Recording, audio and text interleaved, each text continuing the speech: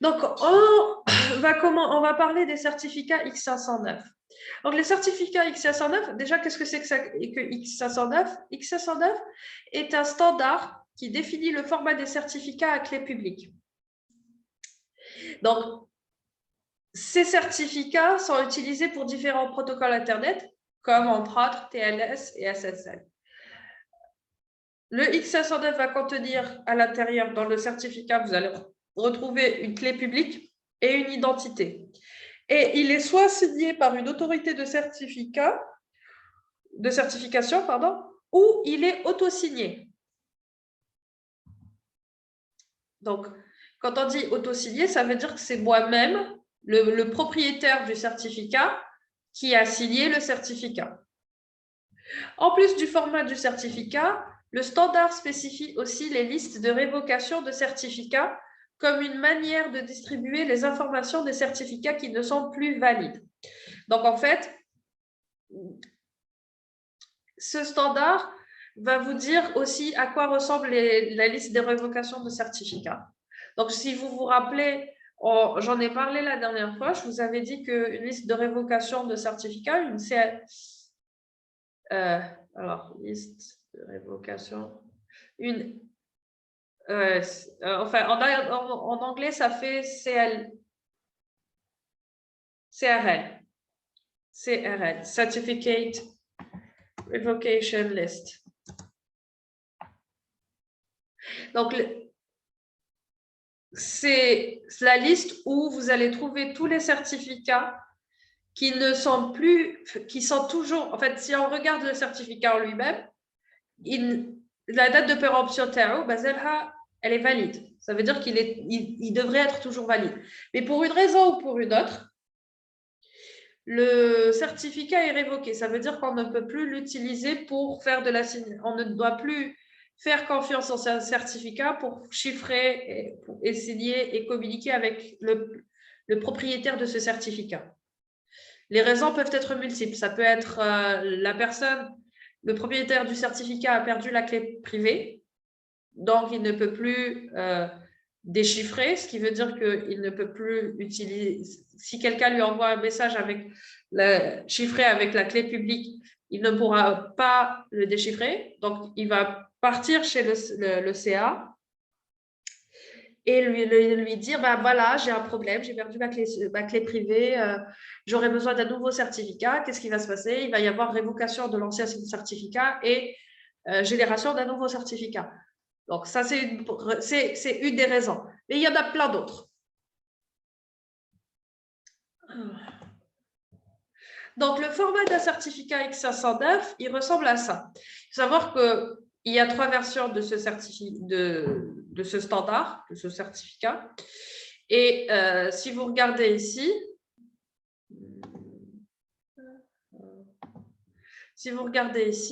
vous allez avoir de là, du numéro de version jusqu'à cette partie.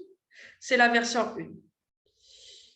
La signature des informations qui est là, le dernier point, il est dans toutes les versions. Version 1, version 2 et version 3. La version 2 a rajouté ces 2 éléments. Tandis que la version 3 on a ajouté par rapport à la version 2 7 éléments. Donc, qu'est-ce qu'on va retrouver? On va retrouver d'abord le numéro de version.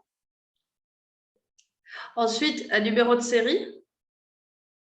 L'algorithme de signature de certificat. Quel est l'algorithme qui a été utilisé pour signer le certificat? Le distinguished name du délivreur, donc c'est le nom qui permet what's the word in French? De distinguer, voilà, c'est ça le nom. De distinguer celui qui a délivré le certificat.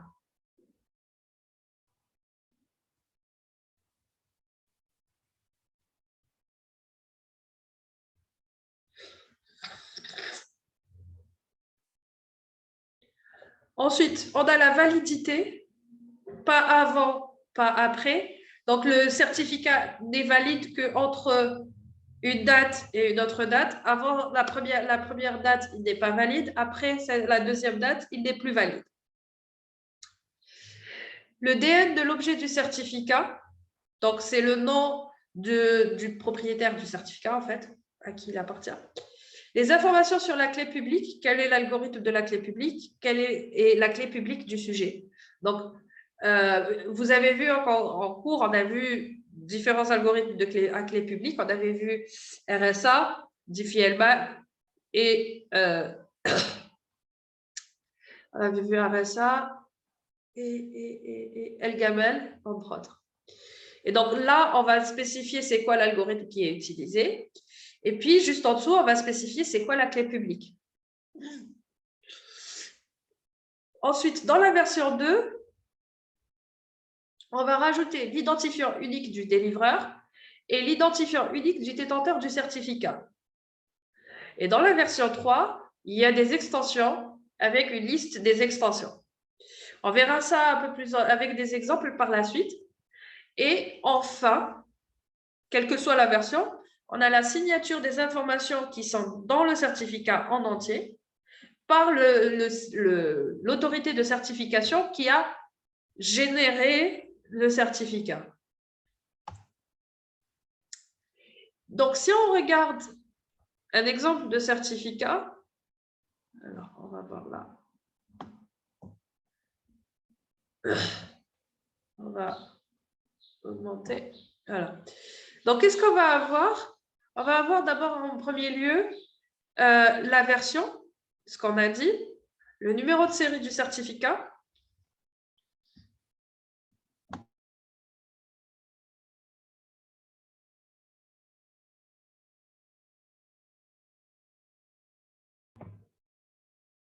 Ensuite, l'algorithme de signature du certificat, on vous dit c'est SHA 256 avec un chiffrement RSA. Ça veut dire que quoi, il utilise l'algorithme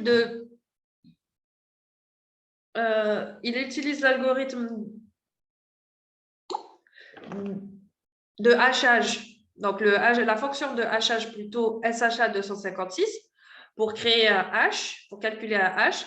Ensuite, le calcul du hash, une fois que le hash est calculé, on va le chiffrer en utilisant le chiffrement RSA, l'algorithme RSA. Bien sûr, ici, c'est la signature, ça veut dire qu'on va utiliser une clé privée pour le signer.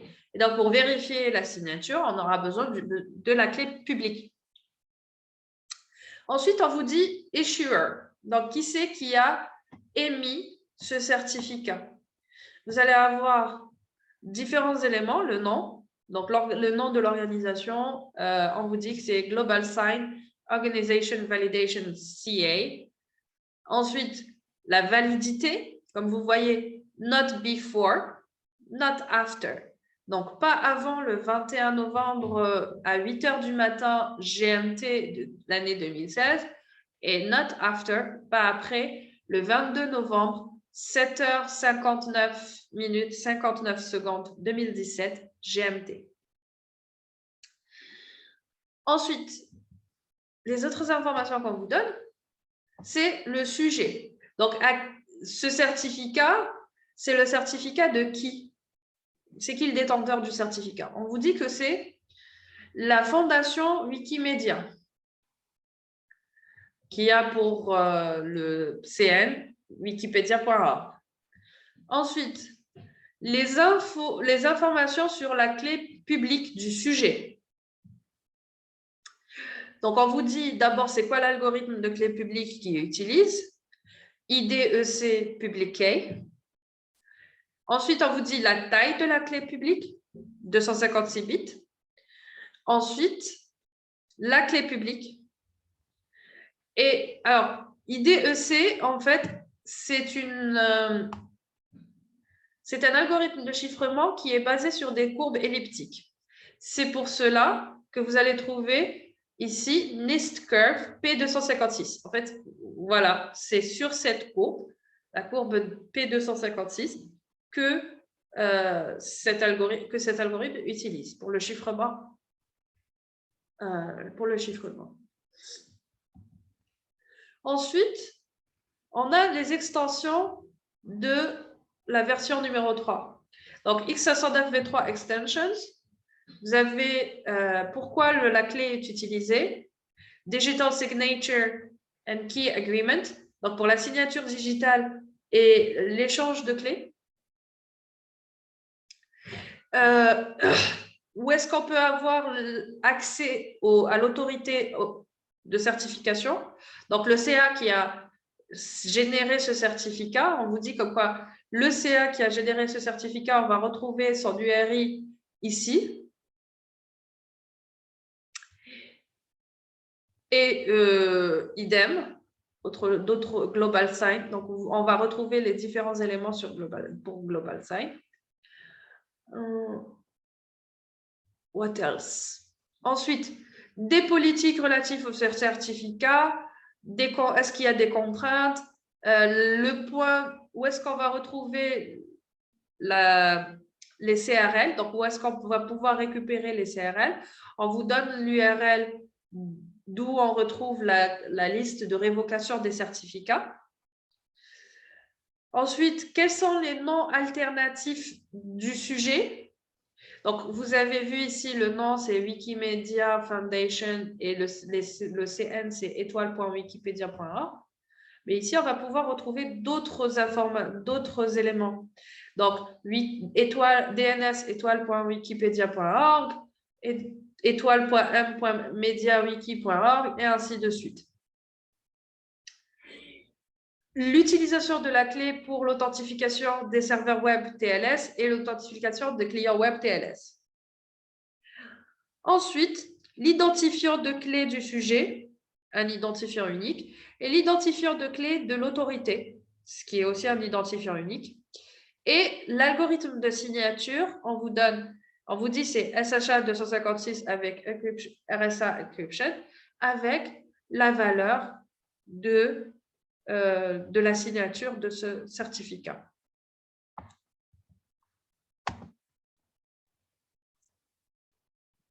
OK. Bon, j'ai déjà donné les trucs en détail. Donc ça, c'est le certificat d'identité finale. Maintenant, le certificat d'identité d'une autorité de certification. Ce qu'on va voir,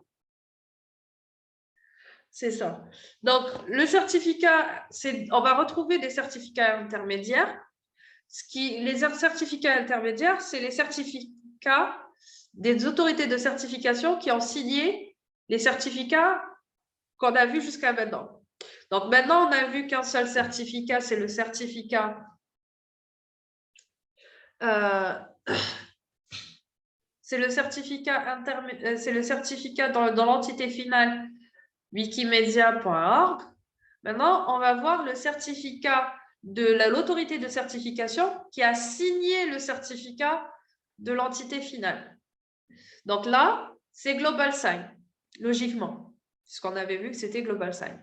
Donc, qu'est-ce qu'on va voir? On va voir aussi dans ce certificat les mêmes informations qu'on avait vues précédemment, la version, le numéro de série, l'algorithme de signature, donc qui est celui qui a signé la validité. Donc, on vous dit comme quoi c'est le CA root Global Sign. Pas avant, pas après, date de validité. Ensuite, qui est le sujet, donc à qui appartient ce certificat? C'est Global Sign Organization Validation CA. Ensuite, les informations sur les clés. L'algorithme de clé publique, c'est un algorithme de chiffrement RSA. La clé publique, sa taille est de 2048 bits. Ensuite, on vous donne le modulo et l'exposant. Si vous vous rappelez dans RSA, pour le chiffrement, on va faire M à la puissance E modulo N. Donc, le E ici, c'est ça. Et le N, c'est ça.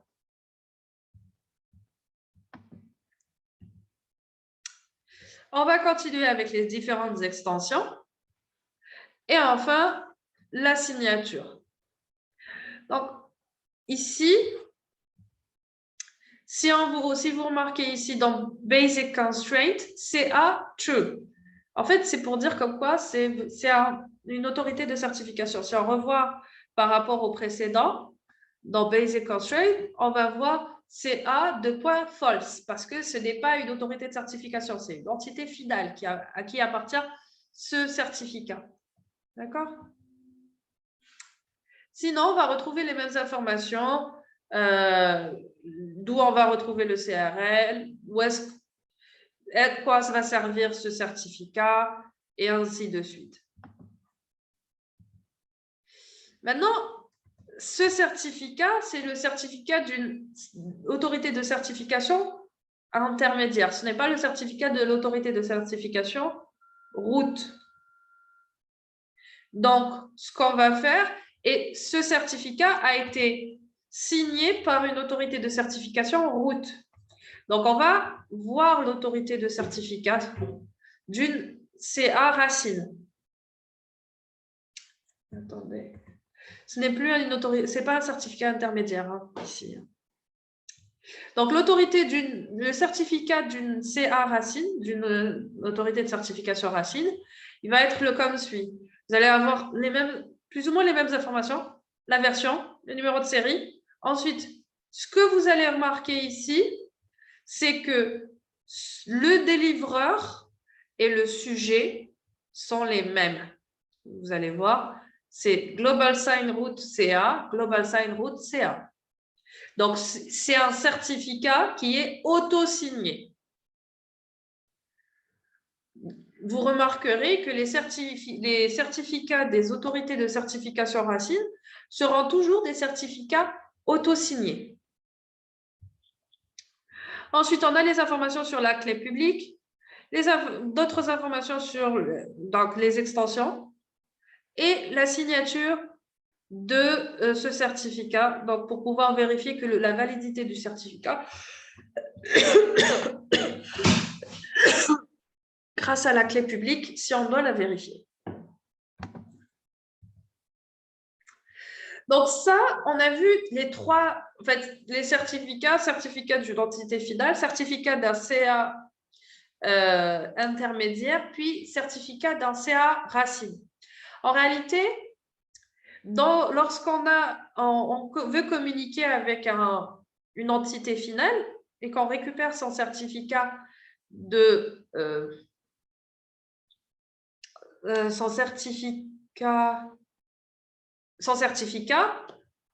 pour pouvoir vérifier comme quoi le certificat est valide, etc., on va voir plusieurs éléments.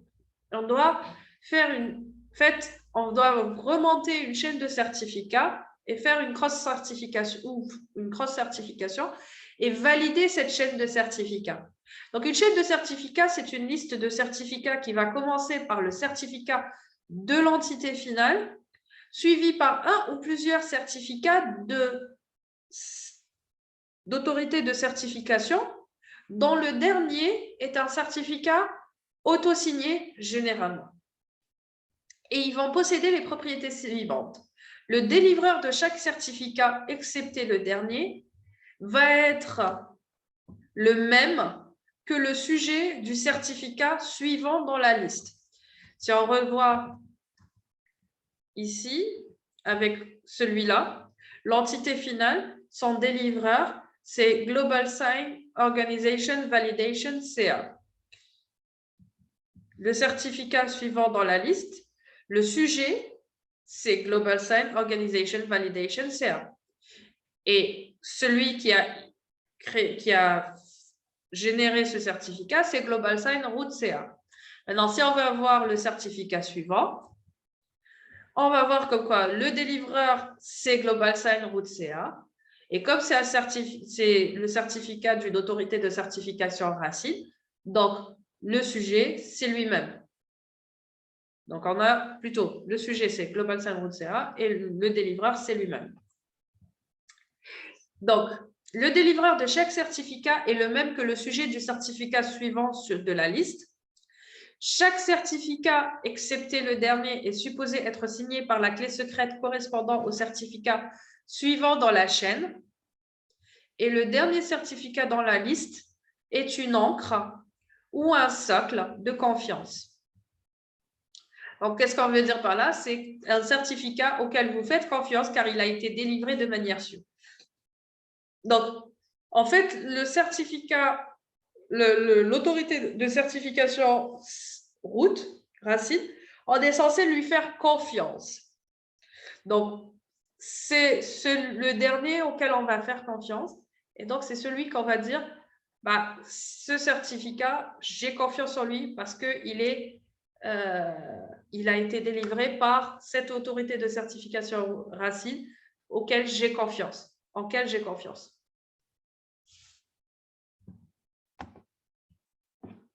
Ok. Donc, une chaîne de certificats va servir à vérifier que la clé publique ainsi que les informations contenues dans le certificat appartiennent bien au sujet. Le chaînage des certificats va permettre ainsi de valider un certificat qui peut faire partie de deux chaînes différentes. Vous allez voir un exemple. Donc, chaîne de certificats et cross-certification. Imaginons que moi, je veuille communiquer avec l'utilisateur 1 et que j'ai confiance au CA1 qui est un CA route. J'ai confiance en lui, je fais partie de la même PKI 1, donc je n'ai pas de problème. Qu'est-ce que je vais faire? Quand je vais vouloir communiquer avec l'utilisateur 1, je vais avoir son certificat. Je vais voir, en voyant son certificat, je vais dire, ah, il a été donné par le CA1. Je vais vérifier la signature du certificat qui est là en utilisant la clé publique du CA1 et je vais aussi voir, pour pouvoir utiliser la clé publique du CA1, je dois voir quelle est la clé, en fait, récupérer le certificat du CA1. Alors, le certificat de l'utilisateur 1, il a été signé par le CA1 et le certificat du CA1, il a été auto-signé. Ça, c'est dans le cas où on est tous les deux on fait confiance à la même PKI, où on est tous les deux dans la même PKI. Maintenant, imaginons que moi, je sois plutôt l'utilisateur 2. J'ai confiance au CA2, mais je ne connais pas le CA1. Je ne connais pas la PKI 1, on ne se connaît pas. Et je veux communiquer avec l'utilisateur 1. Donc, l'utilisateur 2, qu'est-ce qu'il va faire? Il va récupérer le certificat de l'utilisateur 1, certes 1.2, puis il va voir comme quoi il a été signé par CA1. Il va récupérer le certificat du CA1, mais pas celui qui a été auto-signé, parce que celui qui a été auto-signé, lui, il ne fait pas confiance au CA1, donc ça ne va servir à rien. Donc, il va récupérer le certificat du CA1 1.1. Ce certificat a été signé par le CA2. Donc, il va récupérer le certificat du CA2, CERT2, et ce CERT2 a été auto-signé. Donc, ça va permettre finalement à l'utilisateur 1, à l'utilisateur 2 de faire confiance, de croire aux informations qu'il y a dans le certificat 1.2 grâce à la chaîne suivante. Donc, CERT 1.2, CERT 1.1, CERT 2. Puisque lui, il fait déjà confiance au CA2. Et si c'était l'inverse, l'utilisateur 1 va faire le chemin de ce côté-là. Donc, CERT 2.2, CERT 2.1 et puis CERT 1. Donc, certes, le CA1 a signé le certificat 2.1 et le CA2 a signé le certificat 2.2. Donc, c'est comme ça qu'on arrive à faire une vérification de la chaîne de certificats, que ce soit qu'on soit dans la même PKI, on va aller dans ce sens, ou qu'on soit dans deux PKI différentes, ben, on va aller dans ce sens grâce à la signature des certificats des CA par les autres CA. Voilà. Wait a second. Oh, that's it. Donc, la vérification d'un certificat va se faire grâce à un algorithme. Donc, l'algorithme à clé publique et les paramètres sont vérifiés d'abord. La validité du certificat est vérifiée en rapport avec la date et l'heure actuelle. Est-ce que c'est entre genre valide, pas valide avant, pas valide après? Est-ce que c'est une date entre ces deux dates? Vérifier le statut de révocation grâce au CRL, liste de révocation de certificat, ou tout autre mécanisme pour s'assurer que le certificat n'est pas révoqué. Ensuite, le nom du délivreur doit être égal au nom du sujet du certificat suivant dans la chaîne. Et la longueur de la chaîne ne doit pas dépasser la longueur maximale de chaîne possible. Alors, si vous voulez plus d'informations, on peut retrouver plus d'informations dans la RFC 5280 et 6818. Si vous n'avez jamais lu de RFC, c'est intéressant de lire une RFC au moins une fois dans votre vie. Alors là, je ne vous demande pas de la lire pour le module. Hein. Je vous dis juste que si vous voulez plus d'informations, vous allez trouver ces informations dans ces deux documents et que même si vous ne lisez pas ces RFC, vous pouvez toujours choisir une autre RFC et la lire pour avoir une idée de qu'est-ce qu'on retrouve dans une RFC, comment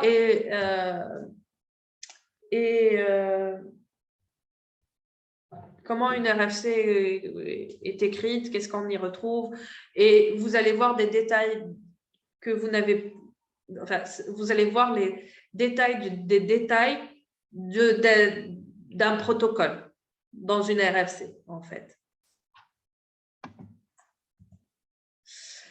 Alors, la sécurité du XS109, on peut retrouver une faiblesse architecturale, des problèmes avec les autorités de certification. Si l'autorité de certification se trouve un problème, ben, on va avoir un problème sur ces certificats. Des fois, on va retrouver des problèmes d'implémentation ou des faiblesses cryptographiques en utilisant des algorithmes de chiffrement qui ont été cassés ou qui ont des problèmes. Voilà. That's it.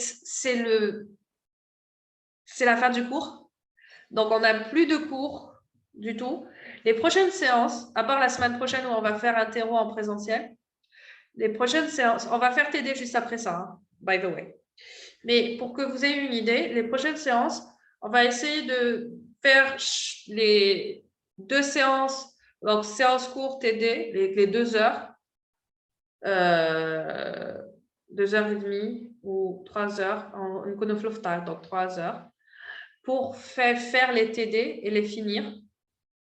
Donc, logiquement, il nous resterait, après la séance de TD d'aujourd'hui, il devrait nous rester maximum 1 à 2 séances de TD, ce qui voudrait dire 3 heures à tout casser de TD après la séance de TD d'aujourd'hui. Voilà. Donc, on arrête. Est-ce que vous avez des questions par rapport au cours avant de passer au TD?